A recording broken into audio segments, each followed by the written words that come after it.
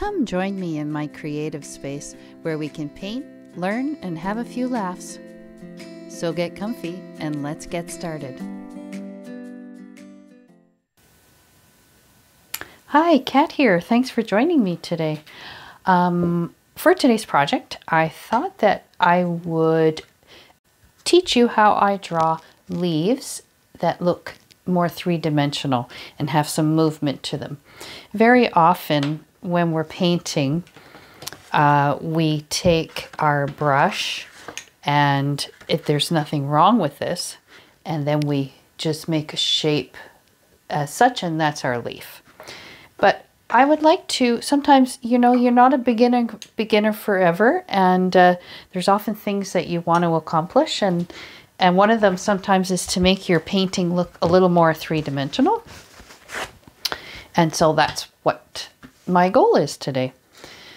Now, keeping in mind that there are people who learn very differently. There are people who learn by watching, and there are people who learn by doing. And I'm a bit of both, actually. And so I'm appealing to the people who are both. Okay, so I'm inserting this part into the video you're watching because I don't think I mentioned this part. I want you to draw out on a piece of scrap watercolor paper or cardboard a leaf to your desired shape, and do a green on one side and do a different color on the opposite side.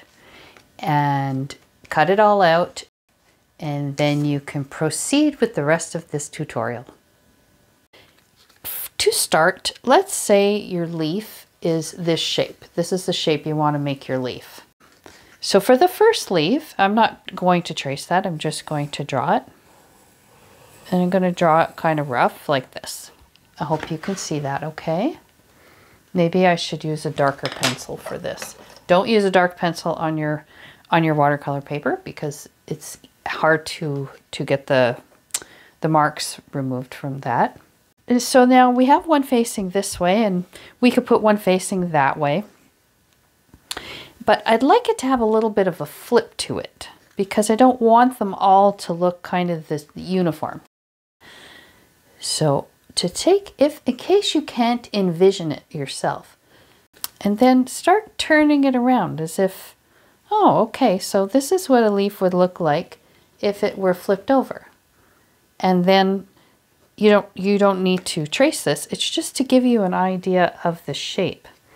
So if you have your leaf coming from this direction and it flips over,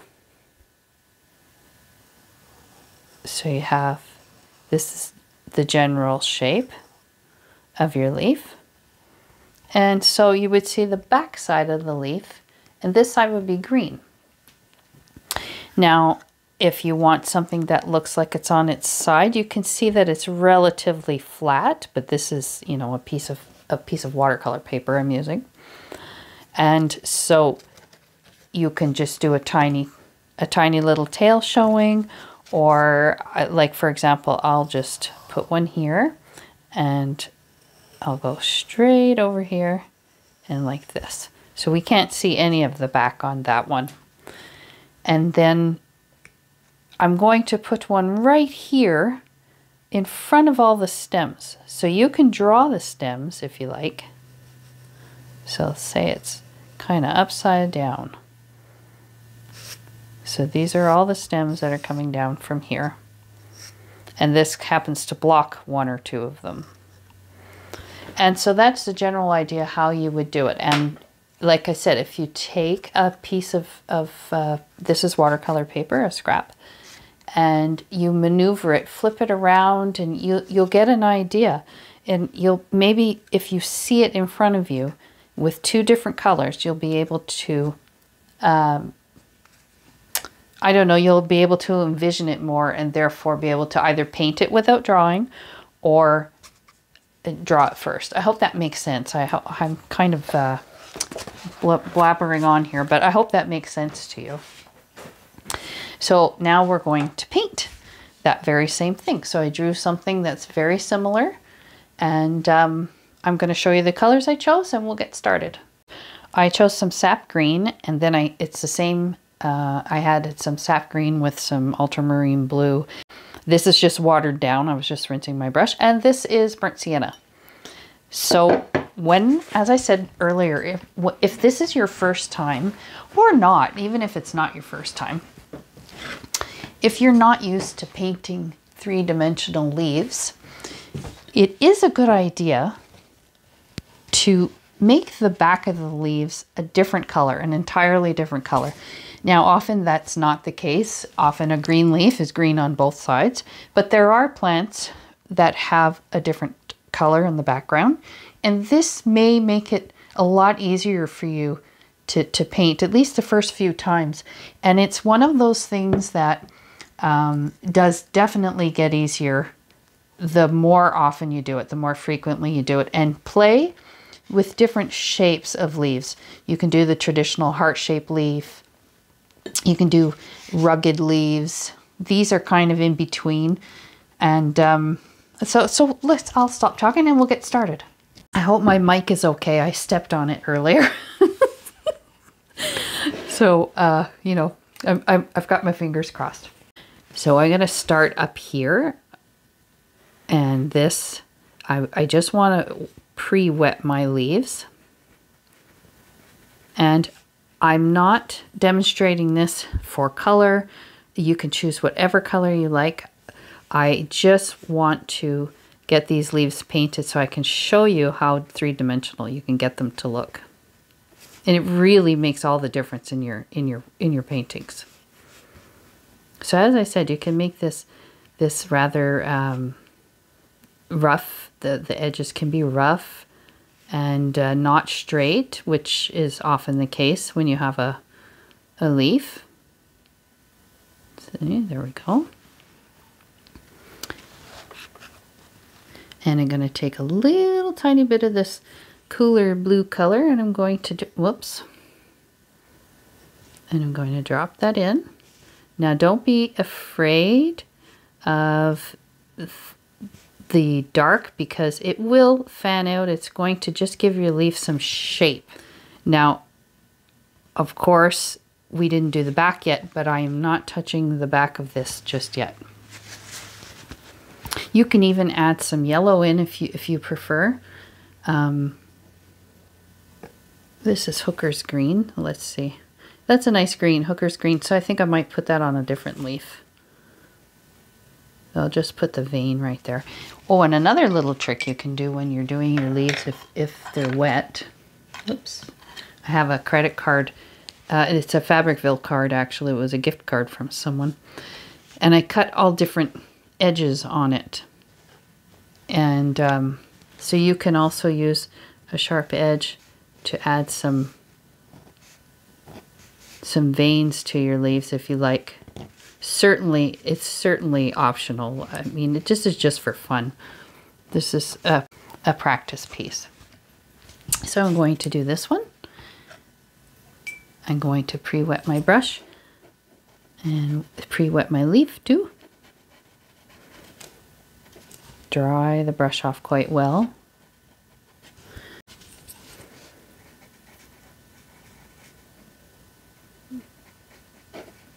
Just letting it flow. It's okay if you have white spots. They're quite nice. And as I said, I want my outside to look a little more jagged than my pencil lines kind of showed. So that's good.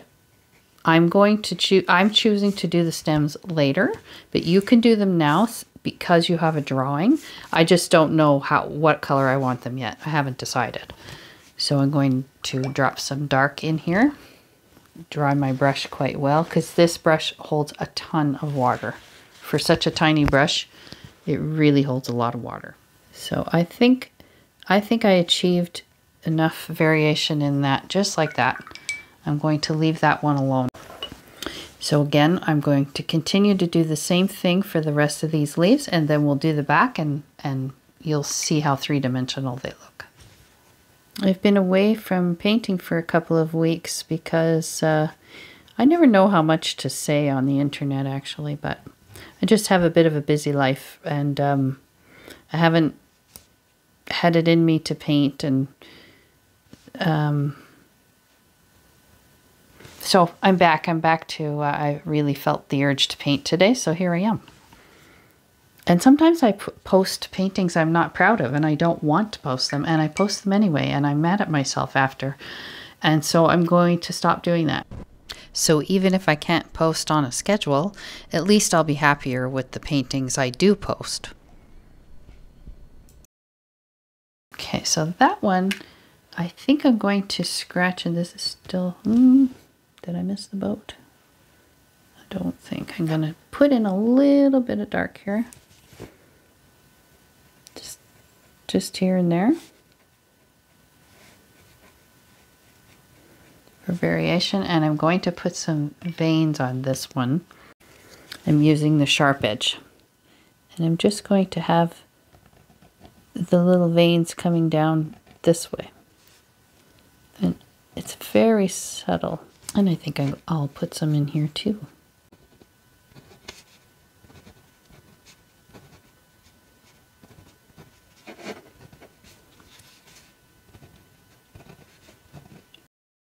The paint will fall into those veins. Just very delicate.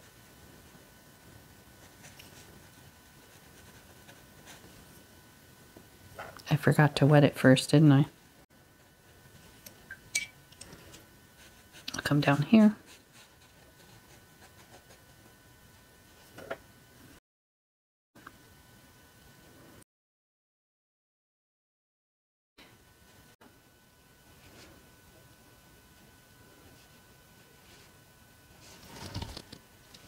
Okay. I'll wait a minute to do the etching, but not as long as I waited here. Here I waited too long.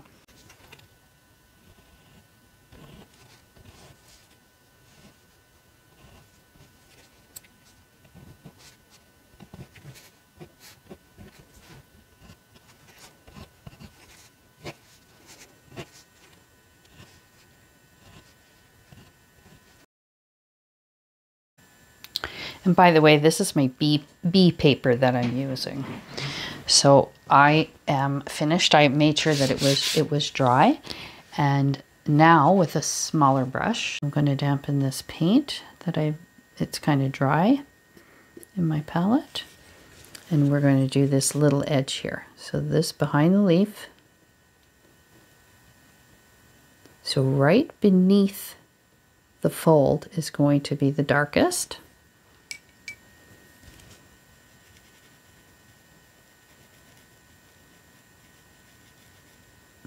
You could always wet that first if you're more comfortable. I'll do that on the next one. The next one is much bigger. And so by adding the different color to the back, it does help you to see the shape more. It helps you, it's easier to find.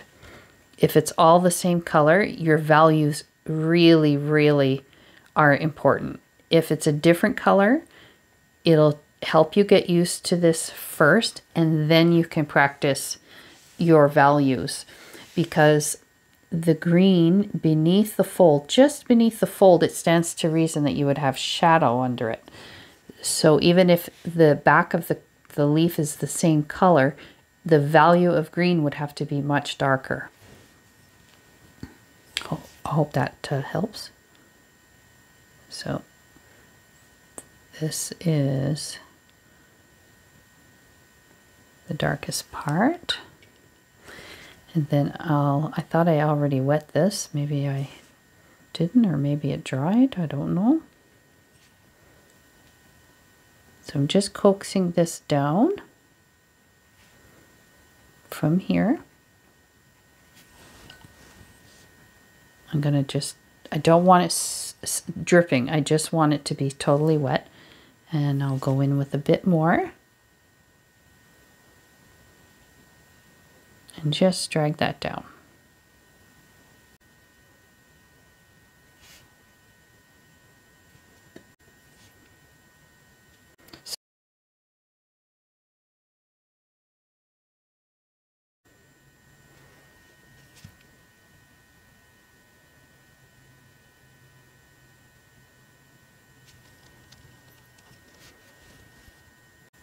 And I'm just making sure everything stays pretty soft. And while I'm waiting for that to dry, I will do the stems. To start with, I'm going to start with something quite light. I don't have a tree green. I often like to use that first. It's like a yellowy green. So I'll take some lemon yellow in my palette, and I'll add some sap to it. And that should give me a nice pale something to start with. It is a tiny bit too bright, so I'm going to put a little bit of that burnt sienna in it to make it a little more natural looking, because it can look a little bit fake. So keeping it nice and thin. I just want to put the initial layer down of the stems.